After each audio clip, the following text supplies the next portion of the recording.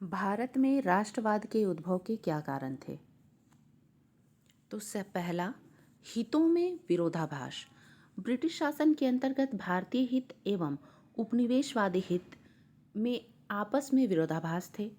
इन विरोधाभासों को कृषि क्षेत्र, हस्तशिल्प, अन्य उद्योगों सहित आर्थिक क्षेत्र में देखा जा सकता था। इसके अंतर्गत भारत को कच्चे माल के एक स्रोत के रूप में देखा गया, कालांतर में एक बाजार के रूप में जो ब्रिटिश उद्योगों के विकास में सहायक हो। इसके अतिरिक्त भारतीय समाज के प्रत्येक वर्ग का उपनिवेशवादी हितों के प्रति विरोध था। दूसरा कारण है राष्ट्रवाद के उद्भव का प्रशासनिक आर्थिक एकीकरण।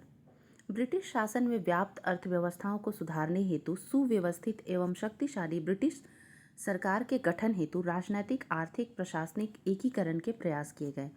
इन्होंने पूरे भारत में ही एक प्रकार की न्याय व्यवस्था और प्रशासनिक संगठनों का गठन किया। इस प्रकार इसने प्राचीन काल से चली आ रही सांस्कृतिक एकता को एक प्रकार की राजनीतिक एकता प्रदान की। प्रशासनिक सुविधाओं और राजनीतिक उद्देश्यों को ध्यान में रखते हुए संचार के साधन का विकास किया गया। एकीकरण की इस प्रक्रिया से देश के विभिन्न भागों में लाखों लोगों के आर्थिक हित आपस में जुड़ गए तथा संचार के साधन के विकास जैसे कि डाकघर, तार सेवाएं, रेलवे लाइन आदि ने भारत में राष्ट्रीय चेतना को जागृत किया। वैसे सरकार द्वारा इन साधनों का विकास प्रशासनिक सुविधा और व्यापारिक लाभ के उद्देश्य से किया गया था, लेकिन इन सुविधाओं से लोगों के आपसी मेलजोल में वृद्धि हुई और देश में हो रही सभी घटनाओं पर ध्यान देने लगे, जिसके बाद से वे सरकार के खिलाफ संगठित हुए। तीसरा है प्रेस एवं समाचार पत्र, जिसने राष्ट्रवाद के उद्भव में महत्वपूर्ण भूमिका निभाई। मुद्रण प्रेस के आविष्कार के कारण विचारों का आदान प्रदान, उनका संप्रेषण और ज्ञानार्जन कम व्ययकारी था तथा अधिक सार्वभौम हो गया। यद्यपि समय समय पर अंग्रेजों द्वारा प्रेस पर प्रतिबंध लगाए गए, फिर भी भारतीय समाचार का इस काल में बहुत अधिक विकास हुआ। किस काल में? 1885 से लेकर 1915 के समय में। और 1877 में प्रकाशित होने वाले विभिन्न भाषाई हिंदी समाचार पत्रों की संख्या लगभग 169 थी और इसका वितरण लगभग 1 लाख पाठकों तक था।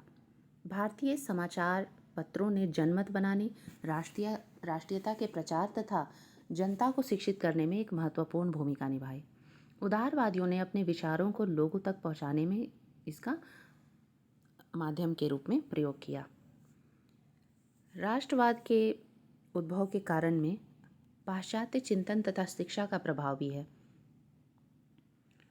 पाश्चात्य शिक्षा का प्रचार यद्यपि प्रशासनिक आवश्यकता के लिए था, लेकिन इससे शिक्षित भारतीयों की पहुंच पाश्चात्य उदारवादी विचारधारा तक हो गई, जैसे कि Bentham, Seeley, Milton, Spencer, Stuart Mill, Paine, Rousseau, Voltaire जैसे प्रसिद्ध यूरोपीय विचारकों के अतिवादी और पाश्चात्य विचारों ने भारतीय स्वतंत्रता और राष्ट्रीयता, प्रजातंत्र, समाजवाद, समानता, व्यक्तिवाद, स्वशासन की भावना जगी।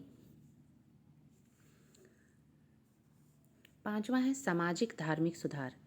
पाश्चात्य दर्शन तथा विज्ञान के प्रकाश में विभिन्न धार्मिक विश्वास, रीति रिवाज, सामाजिक प्रथाओं तथा पुनः परीक्षण किया गया। इस हेतु विभिन्न संगठन की स्थापना की गई, जैसे ब्रह्म समाज, प्रार्थना समाज, Arya Samaj, theosophical society, Ramakrishna mission अस्तित्व में आए, जिन्हें हिंदू धर्म में सुधार किए जिन्होंने। इसी प्रकार अन्य धर्मों में भी सुधारवादी संगठनों का गठन हुआ और इस आंदोलन के प्रभाव में आने से लोगों में स्वतंत्रता की भावना महसूस हुई, सामाजिक एकीकरण का दृष्टिकोण विकसित हुआ, जिससे राष्ट्रीयता की भावना विकसित हुई। अन्य कारण है लीटन के द्वारा प्रतिक्रियावादी नीतियाँ, जैसे कि लीटन ने क्या किया था, आईएएस में भर्ती के लिए 21 वर्ष की आयु को घटाकर 19 वर्ष कर दिया था। 19 वर्ष, ध्यान दीजिएगा, 18 नहीं, 19 वर्ष, ताकि भारतीय शिक्षित युवा परीक्षा ना दे सकें। और 1876 से 1878 के बीच भयंकर अकाल पड़ा था। और उस दौरान भी दिल्ली में भव्य दिल्ली दरबार का आयोजन किया गया था। इसकी आलोचना में कलकत्ता के एक समाचार पत्र ने लिखा था कि नीरो बंसी बजा रहा था जब रोम जल रहा था। ये किस संबंध में कहा गया है? नीरो बंसी बजा रहा था जब रोम जल रहा था। दिल्ली में भव्य जो दरबार आयोजित हुई थी उसके संदर्भ में। और लोगों ने क्यों इस दरबार की आलोचना की? क्योंकि 1877 से 1878 के बीच भयंकर अकाल था और उस दौरान ये दिल्ली दरबार आयोजित किया गया था। इसके अलावे राष्ट्रीयता की भावना 1878 में 1878 में वर्नाकुलर प्रेस एक्ट, देशी भाषा प्रेस एक्ट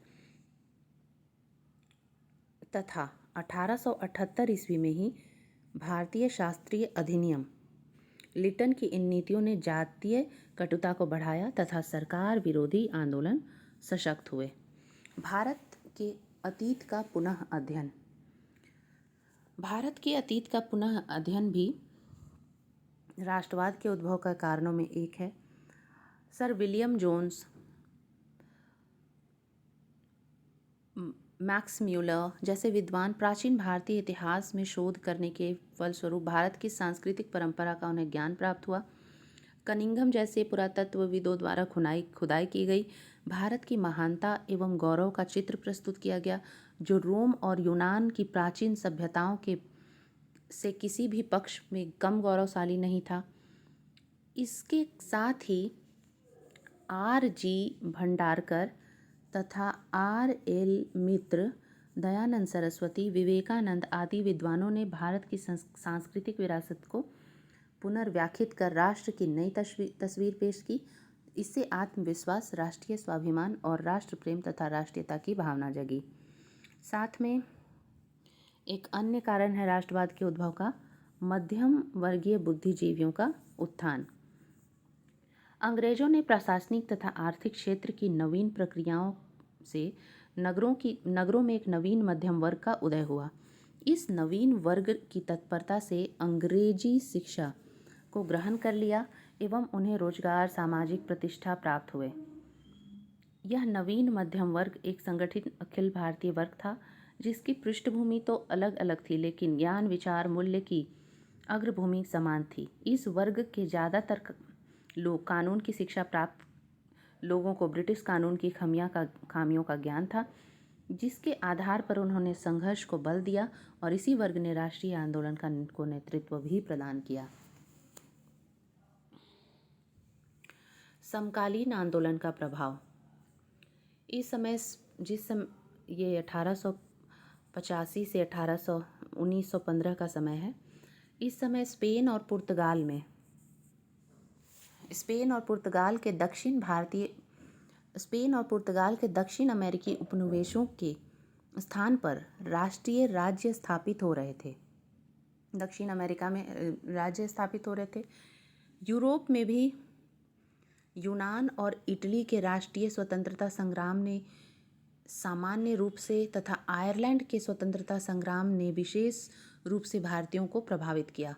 सुरेंद्रनाथ बनर्जी और लाला लाजपत राय ने मैजिनी तथा तरुण इटली आंदोलन पर व्याख्यान दिए एवं लेख लिखे। तो भारत में राष्ट्रवाद के उद्भव के कारणों में दक्षिण अमेरिका जो है, साउथ अमेरिका, वहाँ पे जो उपनिवेश थे पुर्तगाल और स्पेन के, वो उसके स्थान पर राष्ट्रीय राज्य स्थापित होने शुरू हो गए। साउथ अमेरिका में 13 देश हैं, इनका उदय होना शुरू हुआ। यूरोप में यूनान और इटली मेरा स्वतंत्रता संग्राम छिड़ा। इसके अलावे भारत में सुरेंद्रनाथ बनर्जी और लाला लाजपत राय ने मैजिनी तथा तरुण आंदोलन पर व्याख्यान एवं लेख लिखे। इसके अलावे इल्बर्ट बिल विवाद भी था एक कारण राष्ट्रवाद के उदय का। इल्बर्ट बिल विवाद क्या था? रिपन के समय में, ठीक है, रिपन के समय में 1884 में आया था इल्बर्टविल विवाद। और इस विवाद में क्या था, रिपन के समय में 1884 में जो इल्बर्टविल को लेकर एक बड़ी समस्या खड़ी हो गई। क्या समस्या थी? रिपन ने इसके प्रस्ताव द्वारा भारतीय मजिस्ट्रेटों को यूरोपीय अधिकारियों के मुकदमे कर निर्णय करने का अधिकार देना चाहा, तो जातिगत अहंकार की भावना प्रेरित हो गई। रिपन को ही स्थानीय स्वशासन का जनक भी माना जाता है, जो जातीय अहंकार की भावना से प्रेरित हो गई। तो रिपन ने इस बिल के माध्यम से जब बताया कि मजिस्ट्रेट इंडियन भी हो सकते हैं, तो यूरोपीय को बुरा लगा और यूरोपियों ने अपनी जातिगत अहंकार के कारण इस बिल को संगठित होकर सशक्त रूप से विरोध किया।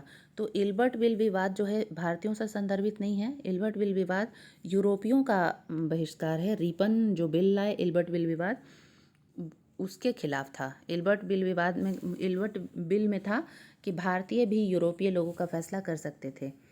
और जब सभी यूरोपियों ने विरोध किया तब भारतीयों की भावना भड़की कि क्यों नहीं कर सकते, जब आप हमारे देश में आप हमारे देश में रह के न्याय व्यवस्था में शामिल हो सकते हैं, तो भारतीय क्यों नहीं। तो इल्बर्टविल विवाद रिपन के समय में आया था। रिपन स्थानीय स्वशासन के जनक हैं और 1884 में ये बिल आया था जिसका यूरोपियों ने विरोध किया था। राष्ट्रवाद के उद्भव में साहित्य की भी भूमिका थी, जैसे भारतेंदु हरिश्चंद्र की लेखनी, रविंद्रनाथ टैगोर जी की लेखनी, राजा राम मोहन राय ने बहुत कुछ लिखा, बंकिम चंद्र चटर्जी, विष्णु शास्त्री, चिपलंकर, लक्ष्मीदास, बेज बरुआ, सुब्रमण्यम भारती आदि राष्ट्रवादी साहित्यकारों की रचनाओं ने लोगों में राष्ट्रवाद के बीज बोए, जिन्होंने अपनी रचना में भारत के अतीत को गौरवान्वित किया तथा ब्रिटिश शासन व्यवस्था की शोषणकारी नीति को उजागर किया।